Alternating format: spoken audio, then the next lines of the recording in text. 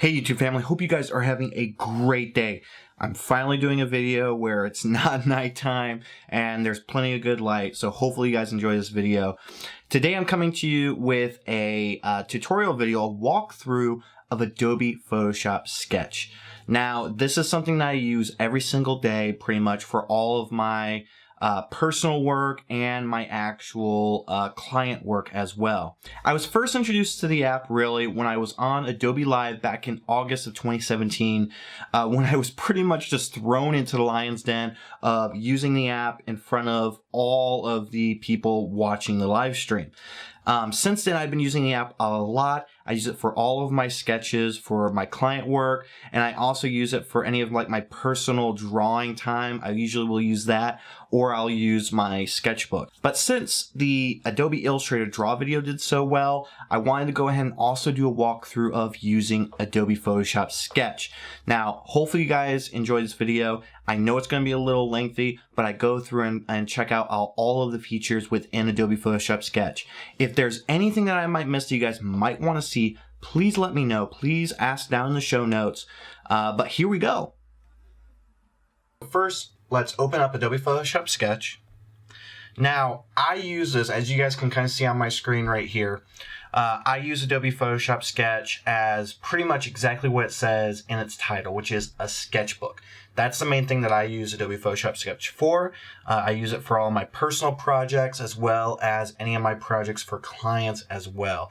I can give you guys like a quick little brief. These are all my different projects that I have here. Some are personal, some are for clients. I'll show you only the stuff for personal stuff. So for instance, these sketches here were done for the latest sticker packs for Slaptastic stickers.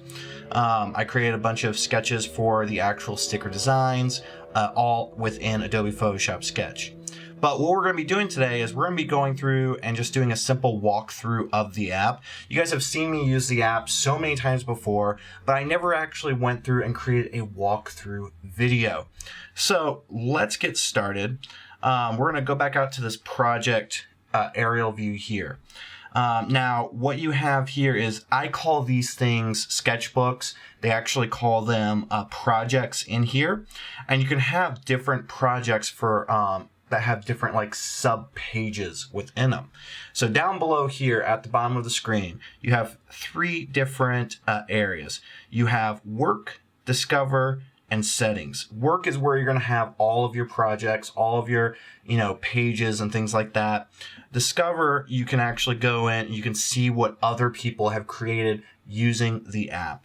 And then finally you have settings where you can actually go in and you can mess with either your account settings, you can go into the preferences, which we're actually going to put on show touch here, just so that if I decide to show you guys my screen, we can go ahead and do that.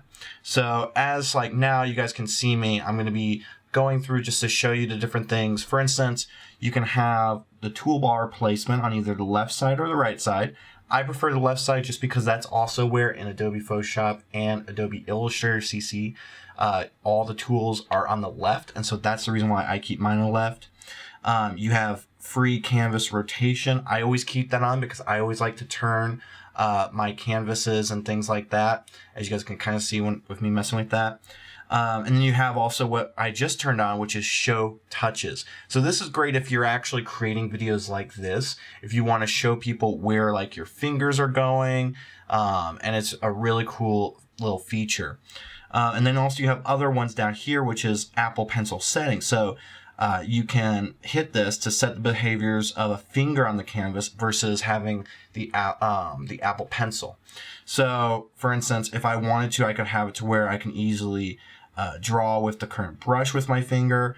That is, I don't like to use that just because it messes things up. You have gestures only, which is what we have, and then you have use eraser, which this is a neat little trick that you might want to think about doing, but I still even think that this is a little too much because it doesn't really handle pen pressure like you would by using the Apple Pencil. And then, of course, erase with the current brush, which I believe uses the actual brush that you're using right then and there as an eraser tool. But I always keep mine on the gesture only. Now, we're going to go back to the work. We're going to jump into my main sketch pad right here. And let's see, let's go ahead and just jump into this little thing here. I used this for one of my live streams last Friday. So we're just going to use this board as a little showcase for you. So what we're going to talk about first is, let's actually talk about the brushes, which is over here on the left side of the screen. I personally, and this is something that everyone always gets on to me about, whether it's the Adobe people or if it's the my friends who actually make brushes, I use the same brushes over and over again. In fact, you can see here, I use the same brush here, which is the graphite pencil, and then I also use the graphite pencil right below it as well. The only difference between the two is one is blue and the other one is red. And that's just simply for markups. If I'm like doing some sort of sketches for a client, I want to be able to mark things up and let them know, okay, you know, this one right here is going to be a night sky. It's going to transition, things like that. But the cool thing is, actually, let's jump back into one of these pencils, is when you go into the actual brushes, you have these different modulars. So you have the size, which you can actually just like press and drag to increase or press and drag to decrease. You can also press and drag on the flow here to increase the actual opacity of the brush. And then you have the actual color here. So if you have a Creative Cloud account, you can actually save to your library all your different swatches. So these are all the swatches that I have within my Creative Market Color Library Starter Pack. And then you can also go through here and actually pick colors as well if you need to. And then finally, the last little bit is just the settings area here. I generally do not really mess with the settings much at all, but it gives you an idea of like different blend modes that you can have for this. They have the main ones like multiply and here, color burn, things like that. And then they have a few others as well. Then you can also mess with like the actual pressure dynamics. So here you can actually either turn off or turn on the pressure dynamics. You can mess with the size of the pressure. This actually, if I remember correctly, depending on how hard you press on it, it decides how dark it's going to be. So as we like press this up, notice how the actual lineup here is actually getting dark. But I always keep mine at the standard factory settings, which I believe is like 20%-ish. And then also flow as well. That's also has to do with just like the flow of the actual brush strokes. There's also velocity dynamics and flow down here as well. I never mess with those. I'm not really a big fan of how these things work, but I go ahead and keep them on as they are set in the factory settings. And then you have, we'll click on this one and we'll actually press and hold. And these are all of the standard brushes that come within the Adobe Photoshop Sketch. All these here, you can see a bunch of Kyle T. Webster brushes. Great guy, by the way. I loved hanging out with him at the Adobe headquarters a few weeks ago while I was up there on Adobe live stream. But these are the standard brushes here. Now, you can also go through and actually add brushes, and you can import them from your CC assets, from Create and Capture, and import from other source. And this is how a lot of people tend to get their brushes. My personal favorite is still, no matter what, the graphite pencil up here. I use it for everything because I primarily use Adobe Photoshop Sketch just as a sketchbook. I don't use it for anything beyond that. I don't use it for painting or anything. I just use it purely as a sketchbook. And so those are the different brushes here. Same thing as we go into the eraser down here at the bottom. We can press and hold. Or, excuse me. Yep, there we go. So you can mess with the size here. You can also mess with the flow. And then you can, of course, mess with the pressure dynamics and the velocity dynamics as well. I actually don't use the pressure dynamics here just because I don't necessarily need that too much with my sketches, but you can totally do that yourself. Another thing I'm going to point out here is that on the right side here, we have our layers panel. So this area right here, we have our layers. So in Adobe Photoshop Sketch, just like in Adobe Illustrator Draw, there are two types of layers that you can have. You can either have a sketch layer or an image layer. And for the most part, what you're going to probably be using is the sketch layer. So the sketch layer, when we hit that, basically we grab a brush, and this is where we can go and draw however we want. So like, for instance, I can be like, you know, stop daydreaming, you know, if I'm speaking to this character right here. So like I can go through, and now I have this separate draw layer here. It's separate from this, and we can double tap to actually hide the layer, or double tap to make it visible.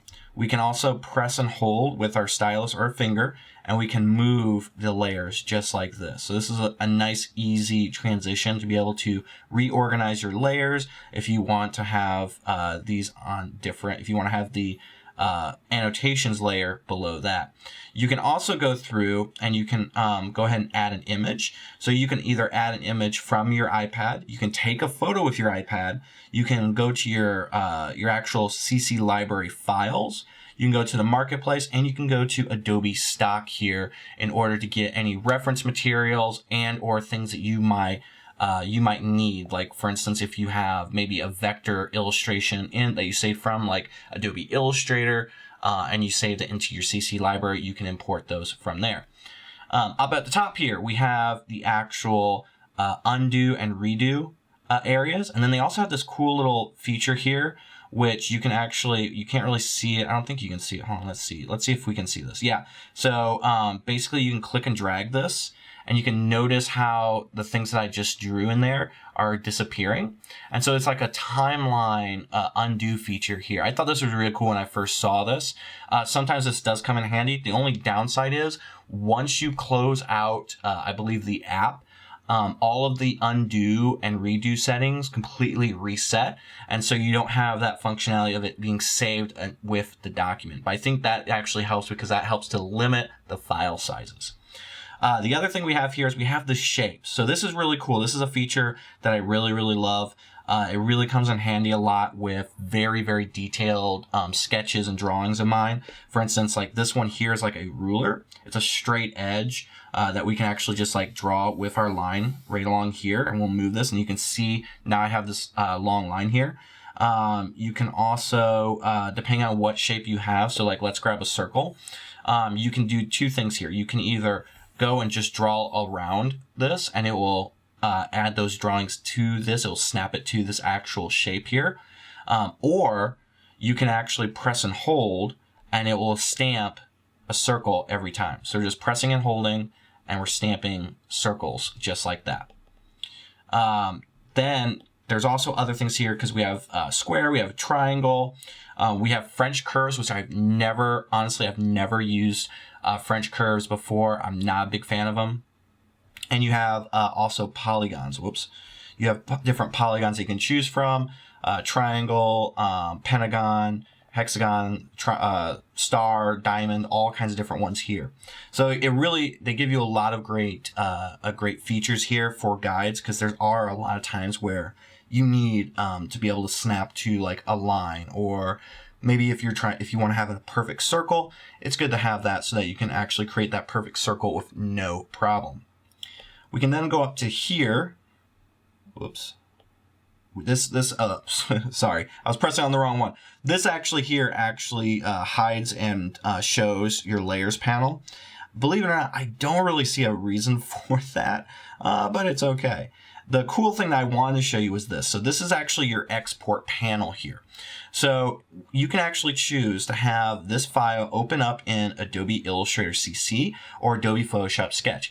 The interesting thing is, and this might be a bug, I don't know for sure, but if I click on, let's say, Adobe Photoshop Sketch, and I were to send this to my Photoshop CC, if I have Photoshop CC on my iMac and on my MacBook Pro, and I have both of them open at the same time, the file will actually open on both computers. So that's a really cool thing. I don't know if it's a bug though. I don't know if it's been updated, but that's something I've found in the past. You can also share this as an image where you can simply airdrop it to your iMac or MacBook Pro. You can text message it, send it via social media and things like that.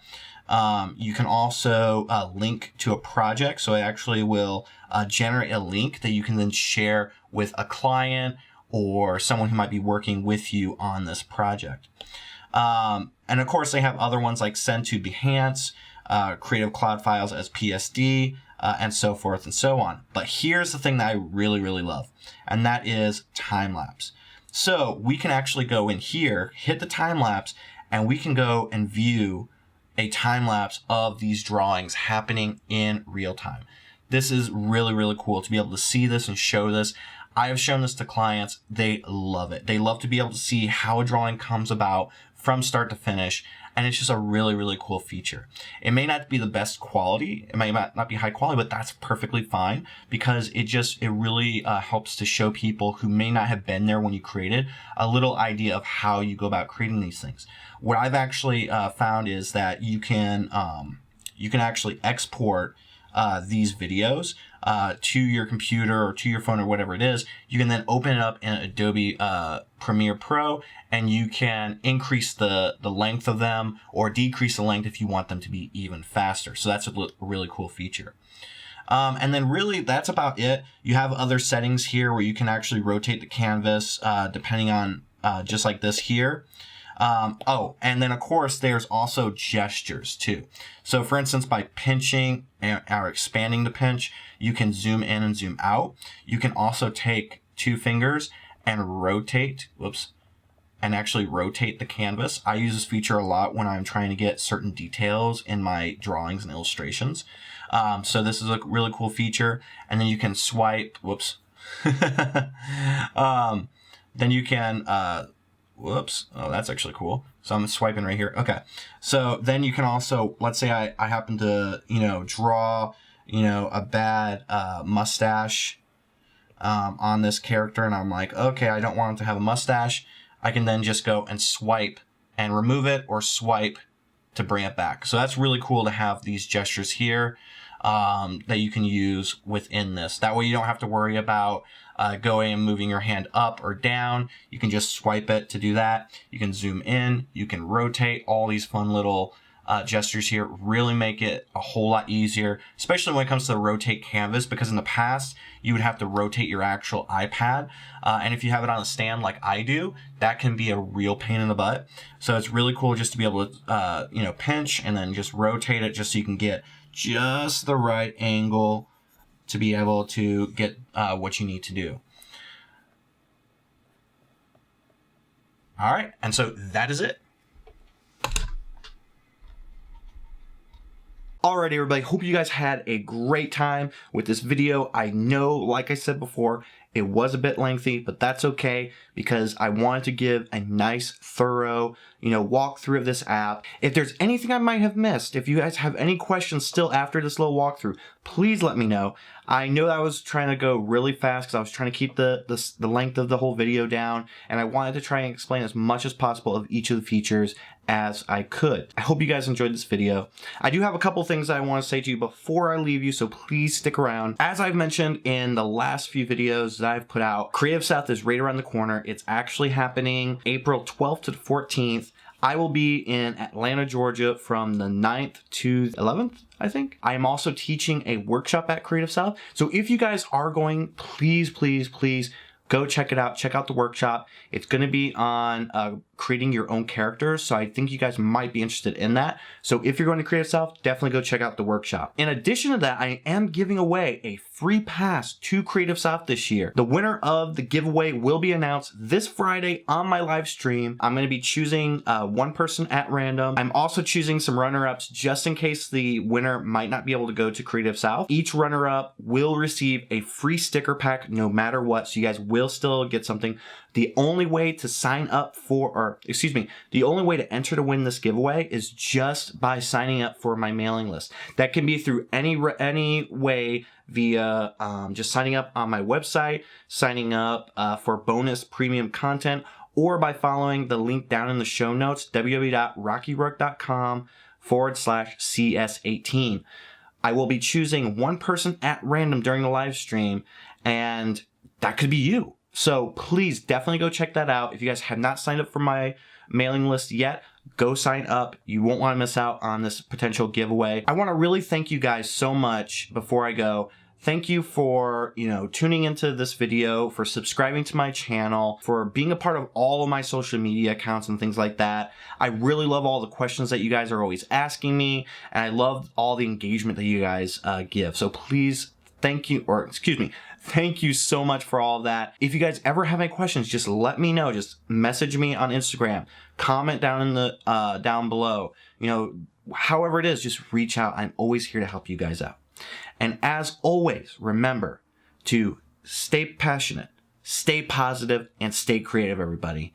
Have a great rest of your week, and I hope to see you guys at the live stream this Friday. All right, everybody. Bye.